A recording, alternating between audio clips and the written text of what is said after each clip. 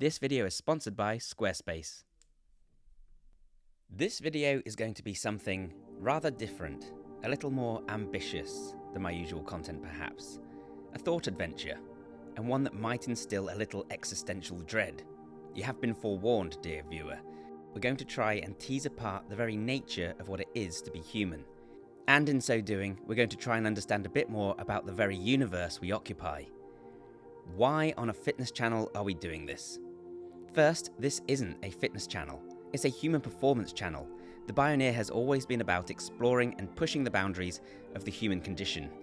Second, because getting the most from our bodies and minds means first understanding them and how they tick.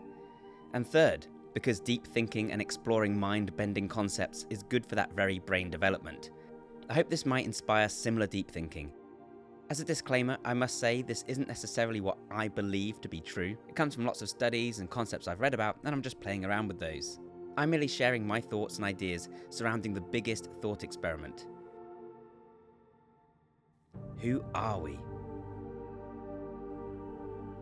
To better understand what a human is, we should maybe try and create one. Create life. As you do. Hypothetically, of course. How might we go about this? Well, we could start by trying to code a human brain. We can't build a living tissue, but we can create a simulation of a person, at least in theory. Maybe we should start with something a bit simpler, like a worm or a fly. What if we created a physics engine and then programmed every single cell in a simple creature's body to behave just as it does in real life? Surely it would then be alive. Or is there something special about having a physical form? It might sound like science fiction, but this is very much something that scientists are doing right now. As far back as 2005, IBM's Blue Brain project simulated half a mouse's brain on the Blue Gene supercomputer. In 2013, German scientists were already running simulations of 1% of a human brain. That simulation modelled 1.73 billion nerve cells and 10.4 trillion synapses using the K computer, at the time the fourth fastest supercomputer in the world. These simulations literally code for each neuron and then have the neurons fire as they would in a real creature, simulating life. The Spawn model is based on human brain principles and uses 2.5 million simulated neurons to perform tasks like digit recognition, list memorization, and simple arithmetic, despite not being specifically programmed in any of these tasks. OpenWorm is an open source science project that aims to simulate every cell of a worm species, C. elegans, that grows less than a millimeter. This project includes every single neuron and nerve in its body, every single muscle. While incomplete, the worm is capable of accurate worm-like movements within a virtual environment. So you might think that given enough computing power and time, we will find ourselves with a fully functional human brain at some point in the future, right?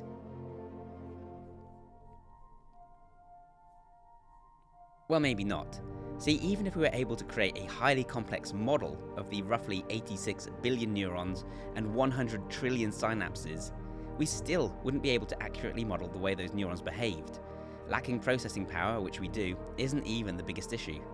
Why? Because we don't understand how neural networks work. Not fully, not even close to be honest. These models lack glial cells, the white cells of the brain, which play a number of important functions in supporting neurons and synapses. They lack neurotransmitters, which modulate and alter the way that brain cells behave. They lack short-term plasticity, long-term plasticity, rate coding, or dendritic computation. That last one explains how a single neuron is actually capable of handling basic logic. Some of these things are ideas we're only just now exploring. Many aspects of the human brain and the nature of thought itself likely remain undiscovered. Our understanding of how the brain works is extremely limited.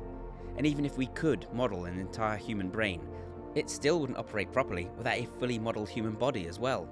And for the neurochemistry to work as it should, we should also code the most accurate physics engine known to man, possibly something that even accounted for quantum physics. After all, these physics are what determine the way neurons fire and behave, because they determine how everything behaves. That's why, even given the incredible power of AI, I don't think we'll be uploading a human consciousness within 100 lifetimes. So that's it then. No creating life for old Bio. But not so fast, because I never would go about building a digital life form in this way anyway. Were I tasked with creating life and given a hypothetical supercomputer with limitless processing power, first I'd see if I could run Cyberpunk 2077 at max settings. But then I would focus on some form of cellular automation, like Conway's game called Life.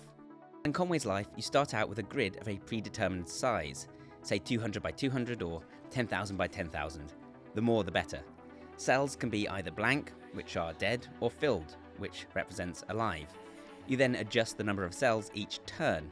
You kill cells or create cells based on a number of simple rules. Birth occurs in dead cells with exactly 3 live neighbours. Survival occurs, meaning the cell stays as it is, if a live cell has 2 or 3 live neighbours. And death occurs due to overpopulation if a live cell has more than 3 live neighbours, or due to underpopulation if the live cell has fewer than 2 live neighbours. So you start out with a seed, which is usually a random selection of living cells scattered across the grid, and then you watch how it grows and changes over time according to these rules, over multiple turns. This was actually originally done manually, with a pencil and paper on a small grid, which would be a tiresome task, but these days it can be done with a simulation on a computer, and the latter of course allows for far larger grids and many more turns, resulting in far more interesting patterns. Over time, you'll witness cells appear and die, group together and seemingly huddle to form patterns and shapes. What's amazing is that some of these patterns prove more resilient than others, lasting multiple turns and even moving and changing shape. Some even move across the screen, others actually fire projectiles or give birth to other self-sustaining patterns. Some of the behaviours seem eerily biological in nature, swarming around the screen like bacteria.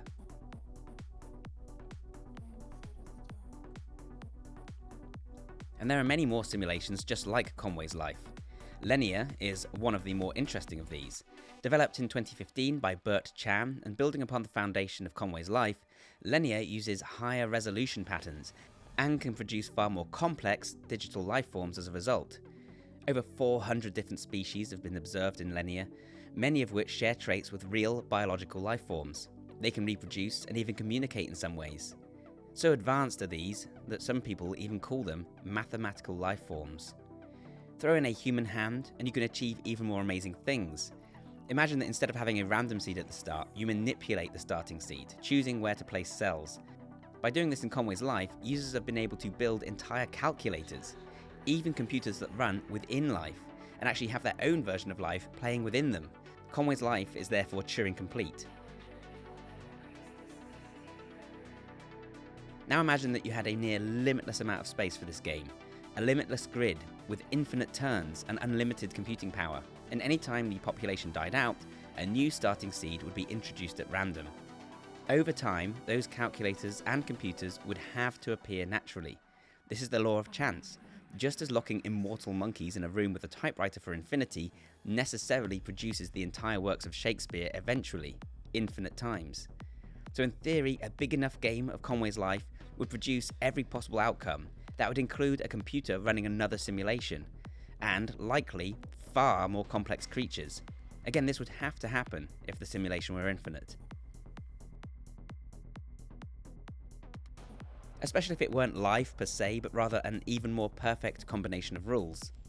Could we then propose that eventually such a system might give rise to something akin to a genuine life form, real intelligence? Is this how you build a simulation of life? Not by building life as we know it, but by creating the conditions for it to emerge naturally. If you believe that creating a digital human, a consciousness upload, is possible, then you must also believe this to be true, because again, over infinite time and space, every possibility plays out. But could we create something truly conscious this way? Would this thing that emerged really have sentience and be self-aware? Would it really be like us? Neuroscientist Giuilo Tononi, apologies if I'm mispronouncing that, suggests that consciousness is not a magical stuff, but rather an emergent property of certain data patterns. Just as particles behaving in a certain way can be wet or can form a wave, the wave is not tied to these specific particles, rather it travels across particles. It's a pattern of data moving through them. A wave can occur in water, in the air, or in apple juice. So maybe consciousness is similar, and it's just a property that arises from certain patterns. It is simply what information processing of this nature feels like to us. Tononi describes his integrated information theory, or IIT, proposing that consciousness can arise from any system with sufficient differentiation, meaning it can adopt multiple states, and integration, meaning it is unified and interconnected. This, he suggests, can even be measured as phi, with more phi describing a system that is more conscious, though this is a controversial viewpoint. Max Tegmark remarks that consciousness, described this way, is substrate independent. That means it can arise from any stuff as long as the stuff exhibits the right patterns. And with that in mind, we could easily assume that consciousness could be an emergent property of a massive simulation in the vein of Conway's life. But to me, there's one glaring omission here: free will. More on that in a moment. This is how I would do it though. I would build the system and let it infinitely iterate, put it on fast forwards, and have the life emerge as a natural consequence. I'd still not understand how the life works, but that's my best bet.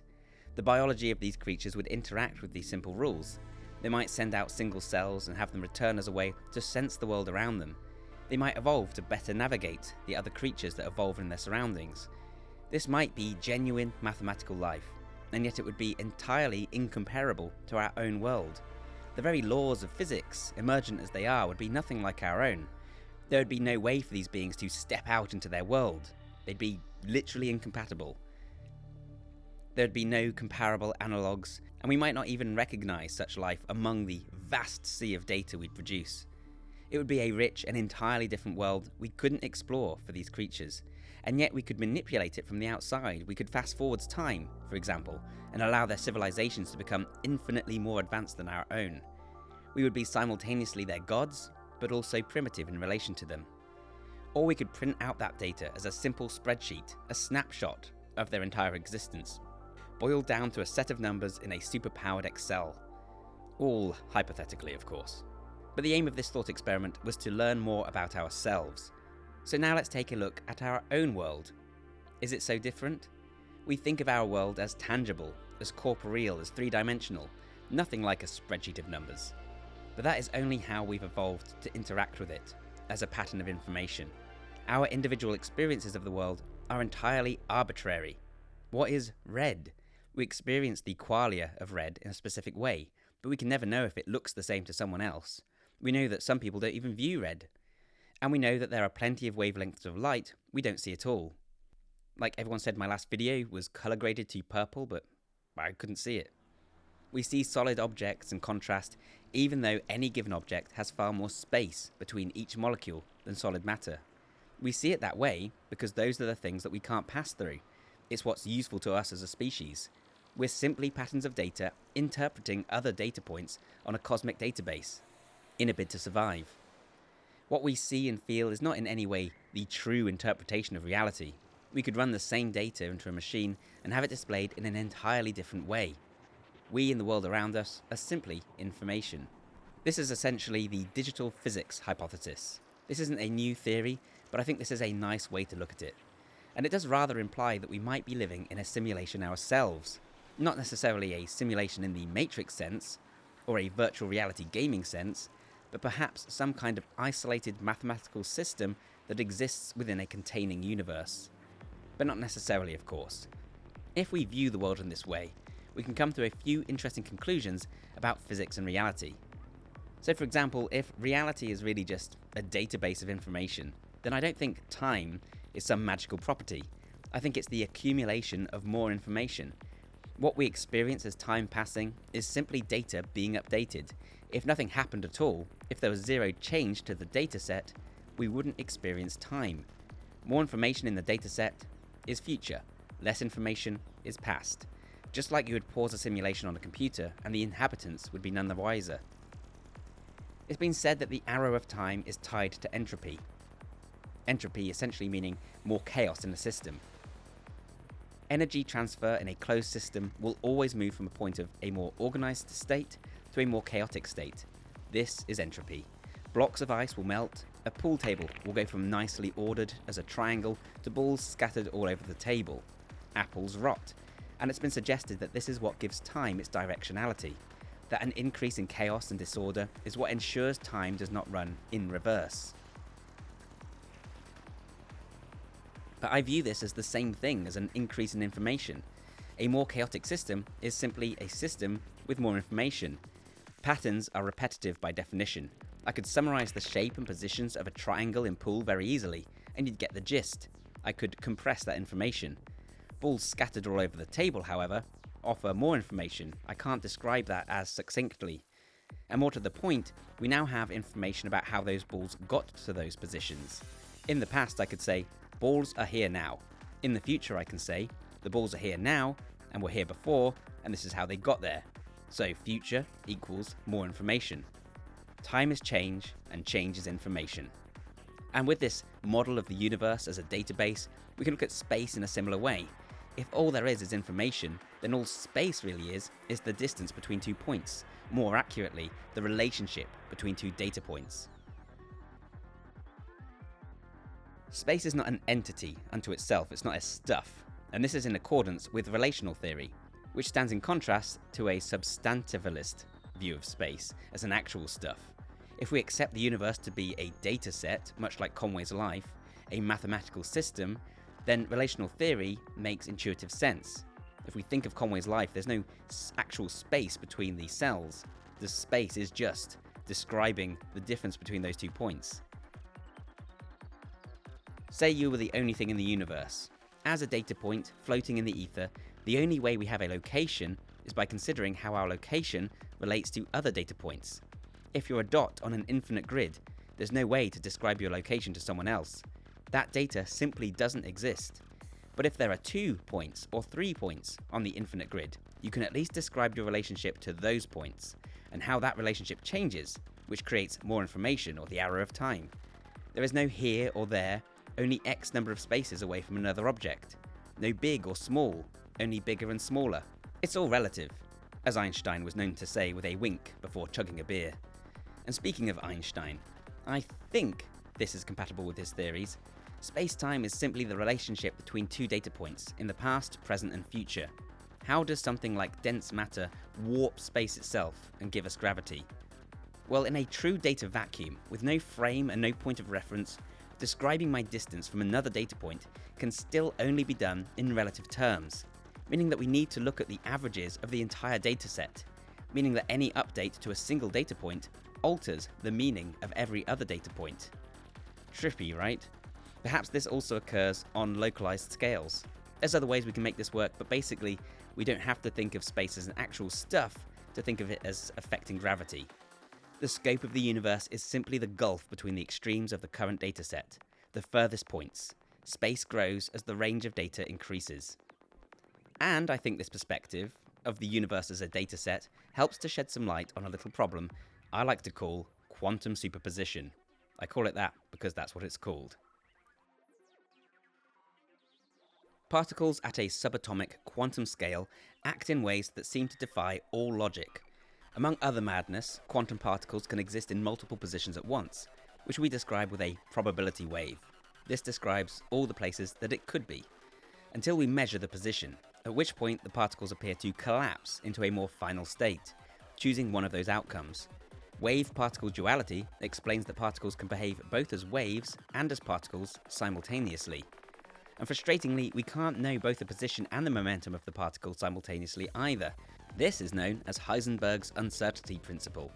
Superposition and wave-particle duality are demonstrated by the infamous double-slit experiment, which has baffled viewers of YouTube for decades now. But to recap, scientists took photons, light particles, and fired them at a barrier with 2 slits, holes in it. They then observed a screen placed behind those slits and the pattern that formed against it as the photons struck it. When the slits were open and no measurements were taken, they saw an interference pattern appear on the screen, demonstrating that the photons were acting like waves. The patterns emerged because the possible positions of the particle interfered with themselves, just like ripples from 2 pebbles thrown into a pond. Things took a turn for the strange when they tried to measure which slit the particle travelled through. The simple act of measuring changed the behaviour of the photons. Now 2 clusters were seen on the screen behind the slits, suggesting they travelled through as solid particles, no interference patterns to be found. The simple act of measuring which side the photons went through forced them to behave like particles and not waves, forced them to choose a location, like naughty school kids that suddenly stand still when the teacher turns around. In some cases, the particles were measured using detectors. but there was concern that the detectors were actually altering the results. So other methods have been used as well. One was to earmark the photons prior to them being fired through the slit. Another was to use a delayed choice setup. Here, scientists would decide randomly whether or not they were going to measure which slits the particle went through only after they'd already gone through. And amazingly, the result is that the behaviour of the particles would still seemingly change, as though the particles knew they were going to be measured and were thus able to change their past behaviour. This seemed like it was altering the past based on future decisions, suggesting retrocausality. In other words, information moving backwards through time.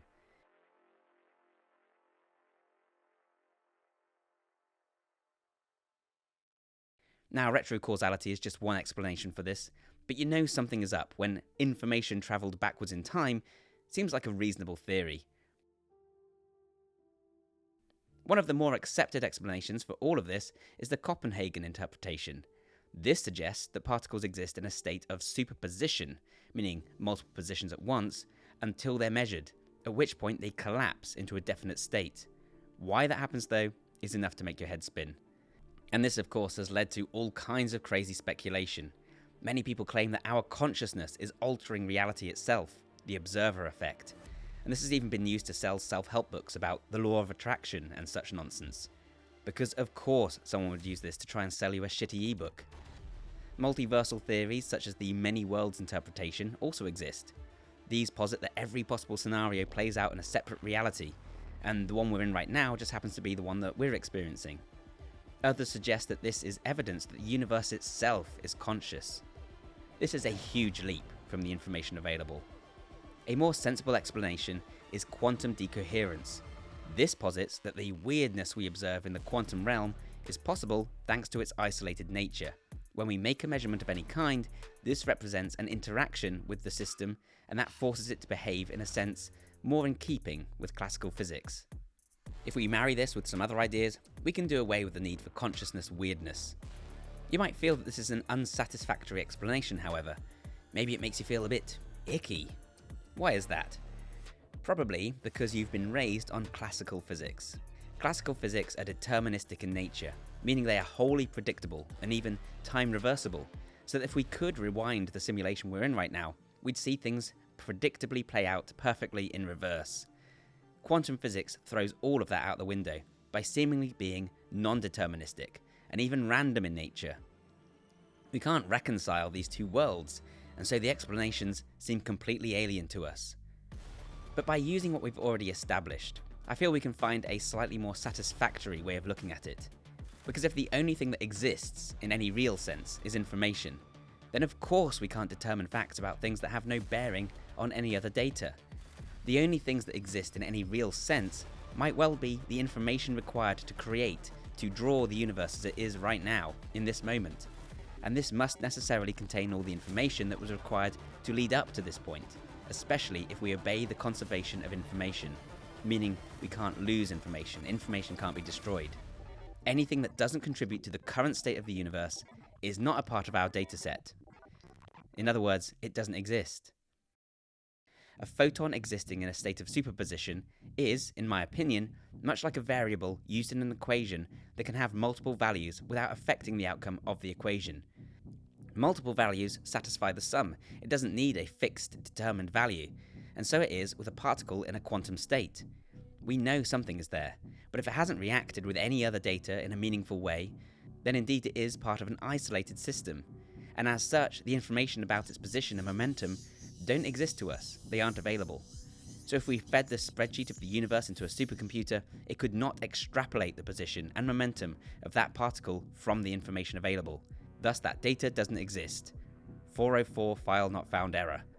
The mad thing is that once the information has interacted with the broader system, then its value always was what it's now known to be, because now that information contributes to the current picture of the universe as it is. So if that makes some sense to you and explains some things, you might start to think that maybe we do indeed live in a simulation like Conway's life. But just wait, I actually think that this seeming randomness of quantum physics can only be reconciled with classical physics by accepting that we're in a similar kind of mathematical simulation. And no, I'm not about to tell you that being aware of something collapses the wave function because that's the computer only rendering what we're looking at. This is trite, turdy Daily Mail pop science and lacks an understanding of quantum physics, but even more than I probably do. Consciousness is not even required for the measurement to cause the collapse. It has nothing to do with you or me. Rather, I'm suggesting that true randomness can only come from outside our universe. And in this context, I'm describing a certain kind of randomness I'll refer to as non-deterministic randomness, as in random in the sense it can't be predicted or extrapolated, and it doesn't have an obvious cause. Just as I believe that the choices we make to be non-deterministically random, we have our reasons, but no theory can predict what our choices will be if we accept free will. Whether or not you believe in free will, the only way to describe this randomness observed in quantum physics in a deterministic world is by accepting that it must come from another set of rules. Imagine that you're a being existing within a vast world built within Conway's life. The laws of Conway's life are deterministic and thus time reversible. We can look at the last position of Conway's life, trace it backwards and work out the starting point. There's no randomness in there. But what if a cat ran across the keys of the computer running the simulation and introduced some new cells into the mix? Within the simulation, they would be truly random. There would be no way whatsoever to reverse the simulation and get the same outcome. No way to have determined that this would have happened from the given dataset. The cat might still be beholden to deterministic physical laws within our universe. It wasn't truly random. Cats do be sitting on computers after all. But within that universe, it is truly random. And for the sake of convenience, because I wanted to use that example, I'm ignoring the fact that cats have free will. So it might be that randomness in our universe can be explained deterministically if it comes from outside our universe. Perhaps that's how we answer the problem of outcomes. This problem points out that even if we can explain why decoherence occurs and what the uncertainty principle is all about, we don't understand how the universe decides which values to then assign to those particles. In other words, in the double slit experiment, how does the universe decide which of the two slits the photons travel through? And we could even code random cells to appear within Conway's life, and that would still be truly random within that universe. Computers can't generate truly random numbers. They instead use unpredictable numbers, often based on the internal clock, for example. Not truly random to us, but random to those within the simulation. Because again, that information isn't available to them, so they can't rewind it, they can't extrapolate it. And perhaps such randomness is similarly coded into our own universe.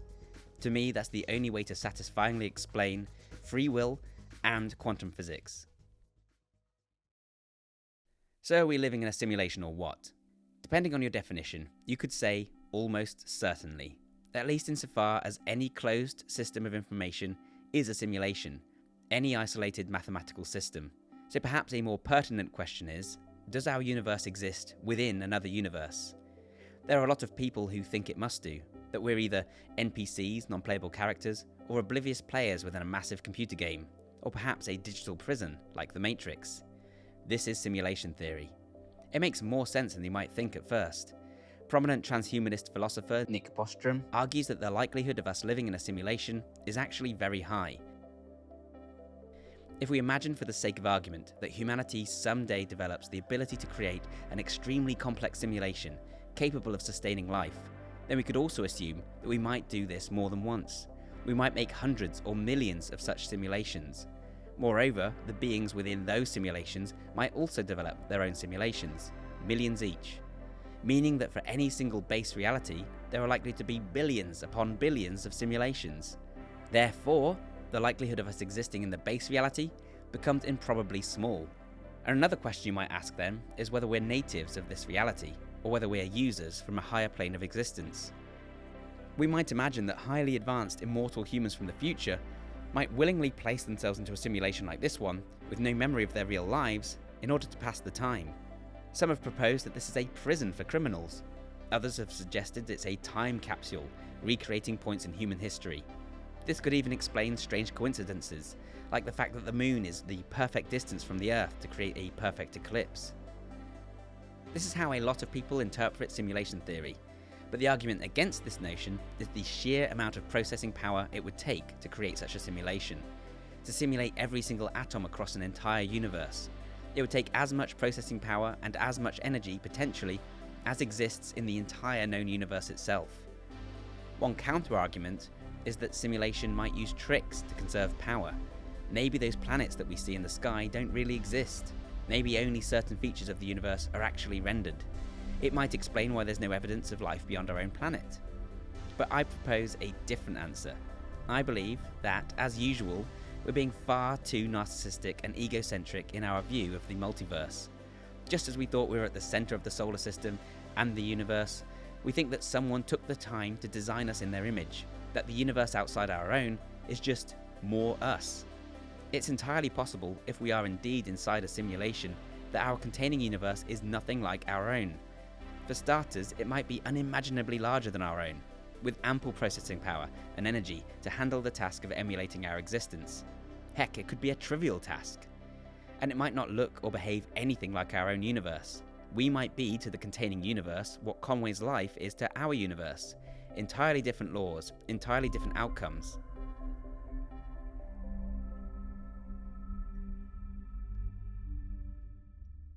As a side note, I think it is somewhat fair to conclude that the true base layer universe might not be predicated on cause and effect. It's a tricky one to wrap your head around, but that does seem like the only way to really explain how all this came into being in the first place. It would also provide that first example of true randomness that then filters down through the layers. Perhaps this only seems like an issue because of the universe we're in. We might not be designed at all.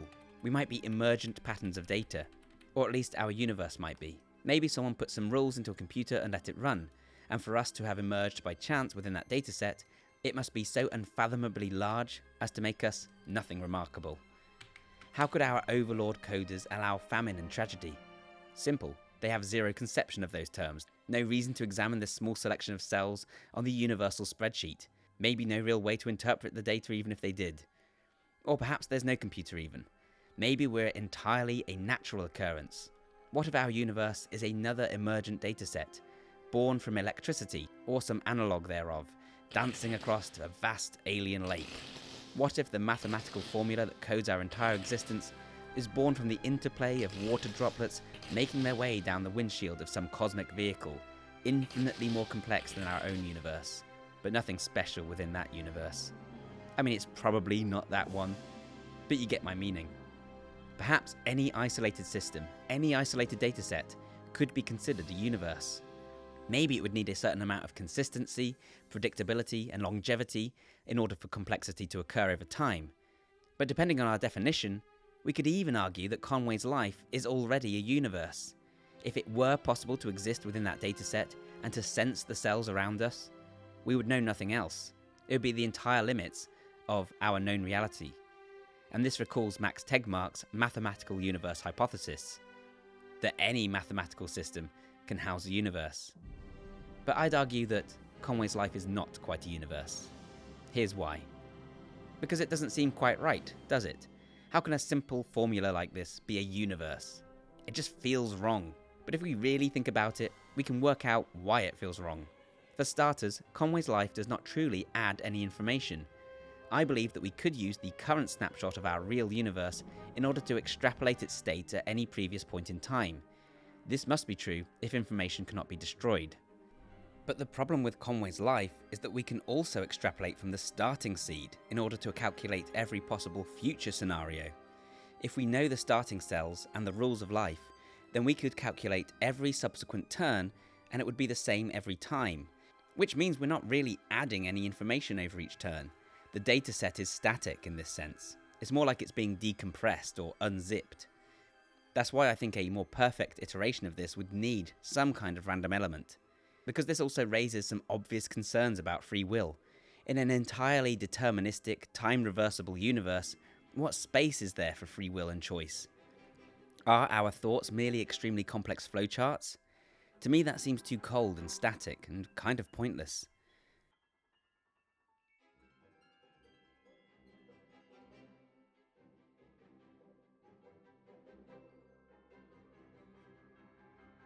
So in an isolated mathematical system, you would need some kind of randomness to come in, to add that information.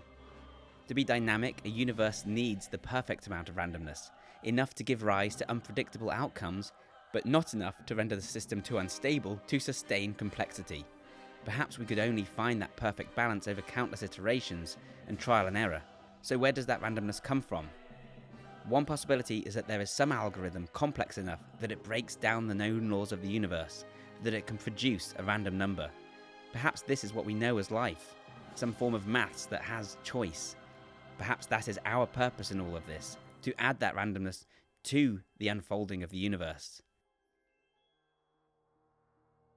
And if that seems far-fetched, then we must accept the alternative, that the randomness comes from outside our universe, as I've already proposed.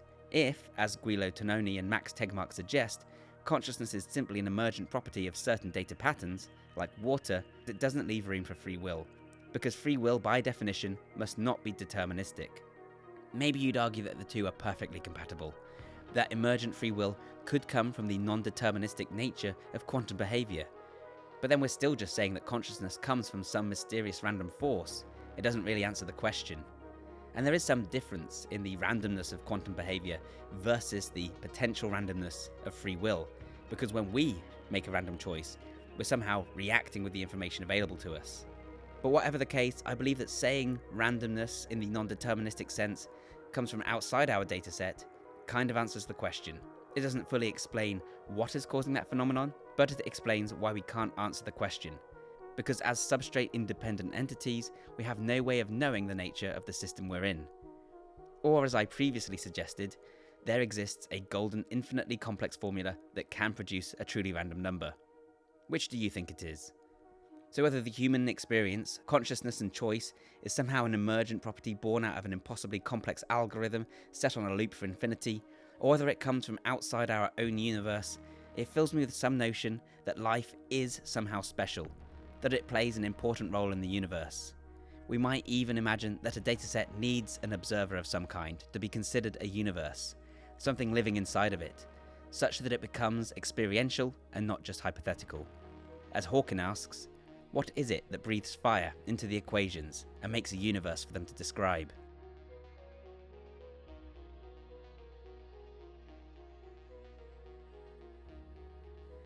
Fun fact, I wrote most of this whilst watching Love Island. Anyways guys, I hope you found this video useful and interesting. I was a bit nervous to post it because it's so different from anything else on this channel, but I just really wanted to put it out there. Like I say, this isn't necessarily what I believe, it's just a kind of example of the kind of thinking I like to do. Let me know what you think in the comments and let me know your own ideas. I really can't wait to read your thoughts. It should be an interesting discussion.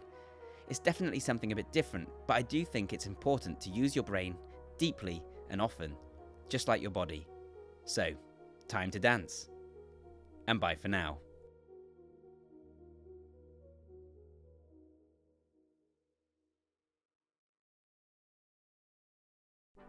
And if you're looking for another way to try using your brain, why not consider building a website?